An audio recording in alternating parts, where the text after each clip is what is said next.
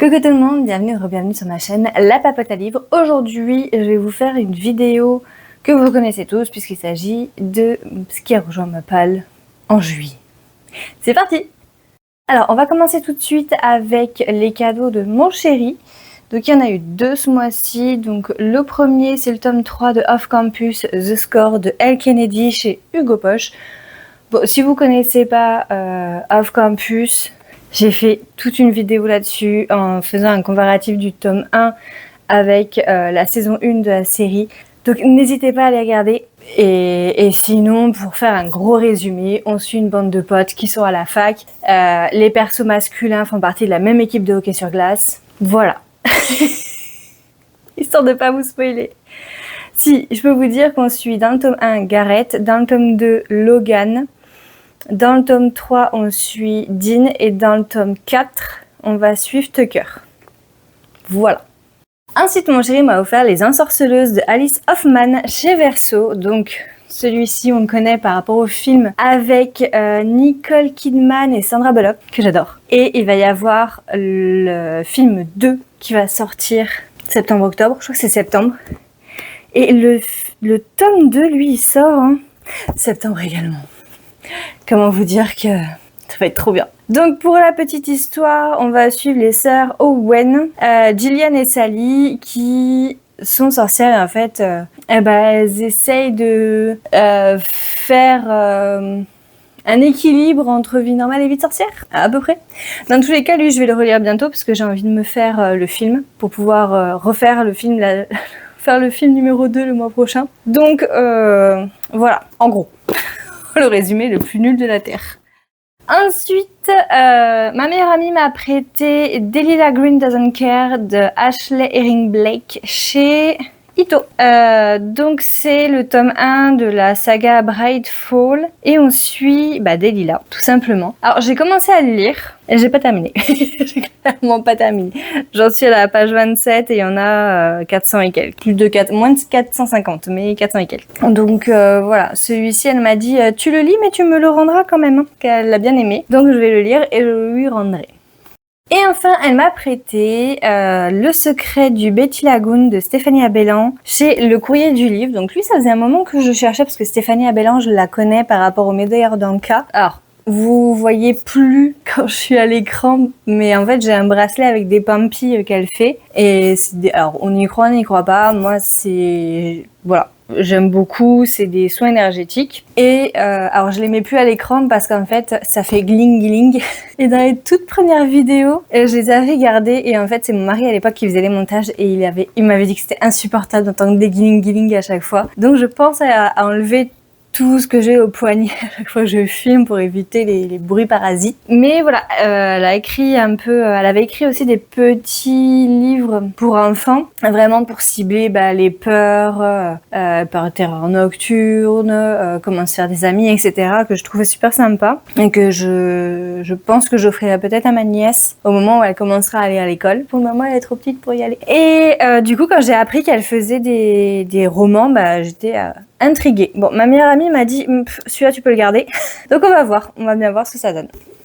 Ensuite, je suis allée chez Gibert et j'ai acheté Le Cri de Nicolas Beuglet chez Pocket. Alors c'est le tome 1 de la saga de Sarah Geringeim et je crois que j'ai eu le 3. J'ai acheté le 2 et en fait il était plus disponible le 1 quand j'avais acheté le 2 chez Gibert et là il y était, donc je me suis dit je vais pas passer à côté, ça me permettra de commencer la saga dans le bon ordre. Et du coup des Nicolas Beuglet j'en ai plein dans ma palle. Je pense qu'à un moment je vais me faire un enchaînement de Beuglet, ça pourrait être pas mal. De quoi ça parle?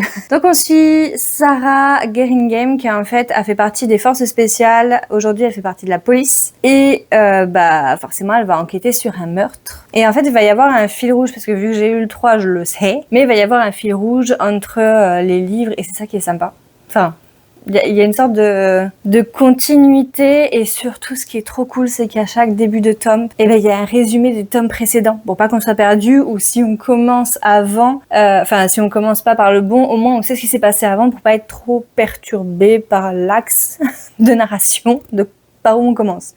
Ce qui a été très pratique j'avoue quand j'ai commencé le 3 sans savoir que c'était le 3, mais bon, je me suis dit, c'est pas grave, je prends celui-là, on verra bien, si j'aime, je lirai les autres, comme j'avais fait avec Fred Vargas, et du coup, voilà, j'ai acheté beaucoup de Nicolas Beuglet. Influence de Mélissa, ma petite sœur, et Elodie, des lectures d'Angel. Donc voilà, premier achat chez Gibert. Deuxième achat chez Gibert, j'ai pris Influence mortelle de Lauren Wilson chez Nathan. Donc lui, je vous en avais parlé sur une vidéo sortie littéraire. Je l'ai croisé à Gibert, il était en occasion. Je me suis dit, bah, c'est l'occasion. Oh, oh, oh, oh les gars, il est 7h et quelques du matin. Voilà. J'essaye de tourner à la fraîche, sauf qu'il commence déjà à faire chaud. Donc, mon état d'esprit est pollué. On surchauffe. Je sais pas. Déconnexion. Il y avait un petit temps de connexion et déconnecté. Donc, ça raconte quoi? Ça raconte l'histoire de Clara Holland, qui est influenceuse lifestyle, et en fait de Chloé. Et elles vont toutes les deux à la même fac. Donc Chloé c'est une follower de Clara, et en fait, à la fac, elles arrivent à se lier d'amitié, une amitié presque fusionnelle, sauf que le jour où, un soir, elles vont à une fête, et il y a une étudiante qui disparaît, sauf que tous les projecteurs visent Clara. Enfin, beaucoup de choses sur Clara refont surface, donc l'histoire, c'est, qu'est-ce qui s'est passé à cette fête? Ça fait un peu... ouais, c'est un peu un thriller, mais vraiment... j'aime bien ce côté 2.0, avec tout ce qui est influenceurs, réseaux sociaux, etc. Ça, j'aime beaucoup, donc à voir comment ils l'ont tourné. Je vous ai présenté le tome 3, il est temps de vous présenter le tome 2 de la saga Off Campus. Oui, parce que je les ai achetés les deux, je les ai lus les deux. Je vais pas refaire un laïus dessus, c'est de L. Kennedy, c'est toujours chez Hugo Poche. Mais comme je vous en ai parlé un peu plus tôt dans la vidéo, je ne vais pas refaire tout un speech. Donc en fait, celui-ci, c'est sur Logan. Voilà, c'est tout ce qu'il y a à savoir. D'ailleurs, Logan, que j'apprécie beaucoup plus depuis que j'ai vu la série. Parce que quand j'avais lu une première fois le tome 1, j'avais détesté, non, j'avais pas accroché plus que ça. Et en plus, Logan, je l'avais pour le coup trouvé détestable. Et grâce à la série, je l'ai trouvé vachement plus accessible, vachement plus nuancé. Ce que je retrouve finalement dans le tome 2 consacré à Logan. Sinon, en graphique, j'ai pris le tome 7 de Demoiselle Lapine et Le Grand Méchant Léopard de Sadam Mojin et Yassik chez Pika. Donc, on suit... alors, on est dans un monde fantastique où les humains, à la base, peuvent se transformer en animaux. Il y a des territoires par animal. Donc, on a le territoire des lapins, on a le territoire des léopards, on a le territoire des lions, on a le territoire des chevaux, etc., etc. Et en fait, on va suivre Vivi, donc Vivi qui est une lapine.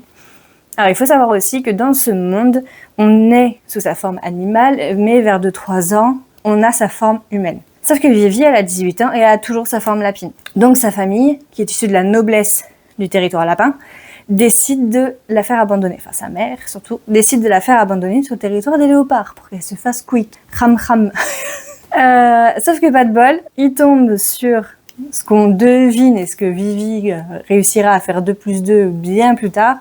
On tombe sur l'héritier de la famille Léopard, donc la famille Grace, qui décide de faire quick ceux qui ont amené le panier et décide d'adopter Vivi. En se doutant un petit peu quand même que c'est une personne qui peut changer, enfin une métamorphe, mais en décidant qu'elle est très bien sous sa forme lapine. On va suivre du coup les aventures de Vivi, une petite herbivore, sur le territoire des léopards, des grands carnivores. Et c'est trop drôle, j'adore. Rien d'autre à dire, j'adore. Et je suis à jour. Ensuite, j'ai pris le tome 10 de Overlord. C'est de Kagune Maruyama chez Ototo. Et en fait, j'ai pris le tome 10 parce que je ne trouve absolument pas le tome 9. Donc le tome 9, je vais le prendre en e-book. Le temps qu'il sorte qu'il ressorte en papier. En fait, quand je suis allée à Nice, je l'ai cherché un peu dans toutes les librairies spécialisées manga. Ils m'ont tous expliqué qu'il était en rupture, sans me donner plus d'explications. Donc je suis allée à Planète Interdite à Montpellier. Et en fait, ce qui se passe, c'est que elles ont pris le temps de m'expliquer, elles sont cool. Franchement, pour tout ce qui est BD graphique, manga, etc., allez, si vous êtes de Montpellier, allez à Planète Interdite. Ils sont vraiment super sympas. Ils prennent le temps de vous écouter, de vous conseiller. Enfin, en plus, c'est une équipe en or. J'avoue qu'à chaque fois que je vais que je vais sur Montpellier, j'essaie d'y faire un tour. D'abord, je vais à Gibert. Et si je trouve pas d'occasion, je préfère prendre la Planète Interdite. J'avoue. Alors, ce qu'elle m'a expliqué, c'est que la maison d'édition était en redressement judiciaire, quelque chose comme ça, ou en liquidation. Et en fait, ça fait 6 mois et normalement, fin d'année, on saura s'ils sont rachetés ou pas, qu'est-ce qui va devenir des livres, etc. Et en fait, parce que du coup, ils impriment plus, ce qui est en rupture, donc forcément, ils savent pas ce qui va se passer. Donc, on patiente.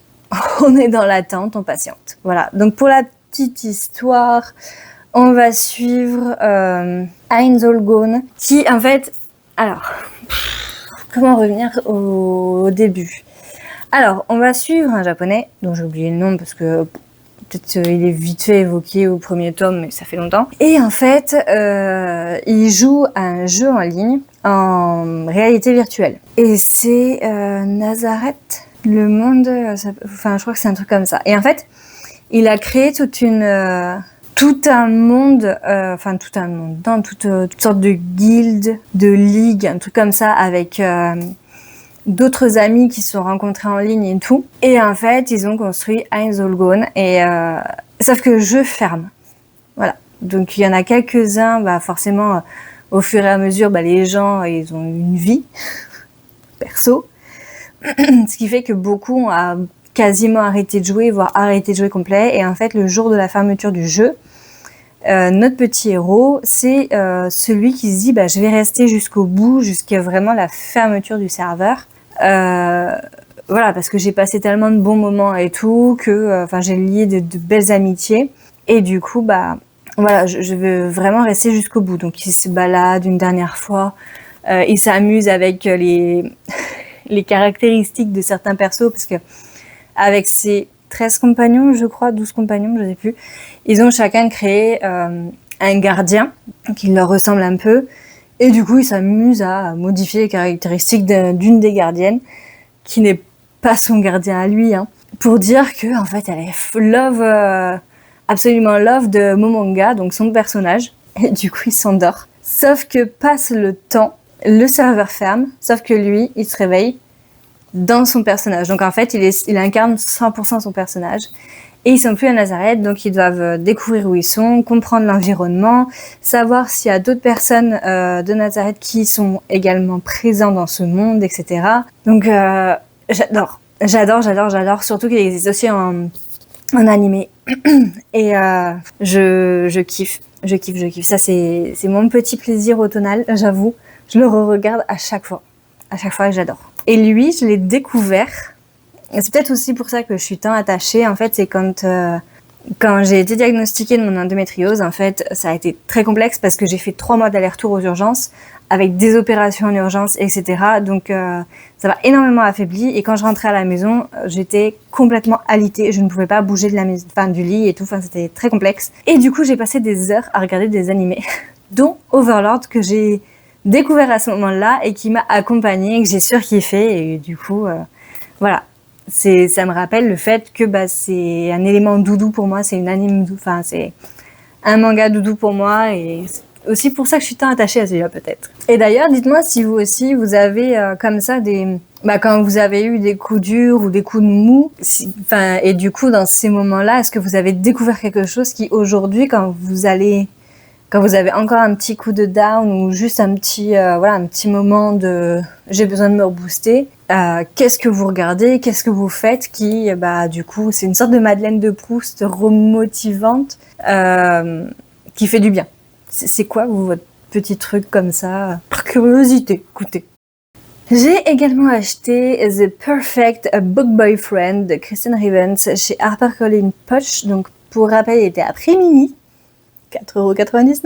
Donc on va suivre Erin qui est libraire en Irlande et elle va embaucher Albi qui est un bel Italien, mais en fait c'est un ex-mafieux. Erin va se rendre compte que sa librairie qui était peu fréquentée avant, depuis l'arrivée de son bel Italien, il y a beaucoup plus de fréquentation. Et puis forcément c'est une romance, donc alchimie entre nos deux héros. Mais j'aimerais bien voir son côté ex-mafieux, à quel moment, en plus sicilien, à quel moment, comment dire, il va interagir dans l'histoire. Ça peut être sympa à découvrir. Et puis prix mini. Donc franchement, voilà, il n'y a rien à dire. J'ai également pris L'Auberge de la deuxième chance de Jennifer Joffre chez Rajo. Donc lui aussi, je vous en avais parlé dans un sortie littéraire. Dans une vidéo sortie littéraire, ouais. Donc on va suivre Iselle qui a perdu ses pouvoirs magiques et du coup elle décide d'aller dans une ville connue pour ses cures thermales. Et en fait, elle va tomber sur un établissement, une auberge un peu à l'abandon. Et elle va décider de rénover cette auberge, enfin avec l'aide des habitants, etc., redonner vie à cette auberge. J'aime bien. Je me demande si on n'est pas un peu dans entre la société très secrète des sorcières extraordinaires et tout ce qui est, enfin tous les Sarah Beth Durst en fait, dans cette lignée un peu avec de la magie. Cottage, auberge, petit village, etc. Petite communauté et tout. À voir. Et le dernier livre que j'ai acheté, je l'ai acheté en Espagne, c'est Flor de Sangre de Nerea Llanes chez Crossbooks. Chez Crossbooks, ils font des livres absolument magnifiques. Alors, pour rappel, regardez-moi ça. Franchement, elle est... Alors, je vais vous montrer un petit peu... Hop. En fait, Nerea Llanes, c'est elle qui a écrit La Academia. Donc j'ai lu le tome 1. Et en fait, j'y allais pour trouver le tome 2. Tome 2 que je n'ai pas trouvé. Et du coup, j'ai vu qu'il y avait son dernier livre. Voilà, absolument sublimax. Voilà, voilà. Donc, on va suivre, comment elle s'appelle déjà, Ethel. Ethel qui a dû quitter son institut. Sa fac, instituto, ouais, ça doit être une fac. Et en fait, enfin son école quoi. Et elle retourne dans un petit village là où habitent sa grand-mère et ses tantes. Et elle fait la rencontre de Nox. Nox qui lui paraît charismatique, magnétique, etc. Mais il y a un truc qui lui fait dire que en fait Nox, il est peut-être pas si innocent que ça. Elle a l'impression qu'il cache beaucoup de secrets. Jusqu'au jour où un cadavre est retrouvé dans les bois. Et là, elle se dit, il y a un truc qui est bizarre, peut-être que je vais pas être spectatrice de ce qui se passe, mais peut-être que j'ai un lien avec ce qui se passe. Voilà. Quel est le lien avec les plantes? Je ne sais point. Juste, il est beau. Et avec, on avait un petit grimoire d'alchimie. Donc, on a des petites... Des petites recettes dedans, c'est trop sympa. Et on a le cycle de la lune, les différentes bougies, etc. Enfin bref. Je pense que c'est aidant pour la compréhension du livre peut-être. Je me dis que s'il est là, c'est pas pour rien. Et voilà, c'est tout pour aujourd'hui. Franchement, ça passe. J'ai 12 livres qui se sont rajoutés dans ma pile à lire. En sachant qu'il y en a déjà 3 que j'ai lus. 3 Oui, 3. 3 que j'ai lus, donc ça c'est cool. Donc ça équilibre un petit peu. Et vous allez voir que dans le mois de juillet, j'en ai quand même lu 11 ou 12 aussi. Donc au final, c'est comme si ce que j'avais acheté, enfin ce qui s'était rajouté dans la palle ne s'était pas vraiment rajouté dans la palle. Enfin bref. Bon, ça ne la diminue pas. Mais au moins, ça ne l'augmente pas. Écoutez, je m'arrange comme je peux. On va dire ça comme ça. Allez, c'est tout pour cette vidéo. J'espère qu'elle vous aura plu. Dites-moi, vous, ce qui a rejoint votre pile à lire, ou en tout cas, ce que vous avez eu comme nouveauté pour le mois de juillet. Ça va peut-être m'inspirer, ça va peut-être rejoindre ma wishlist également. Je sais jamais.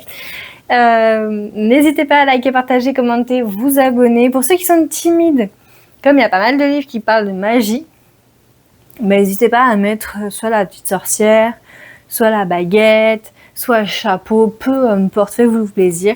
Et moi je vous dis à très bientôt dans une prochaine vidéo. Ciao ciao. Ouh, tout ce que je vais devoir couper au montage. Oui.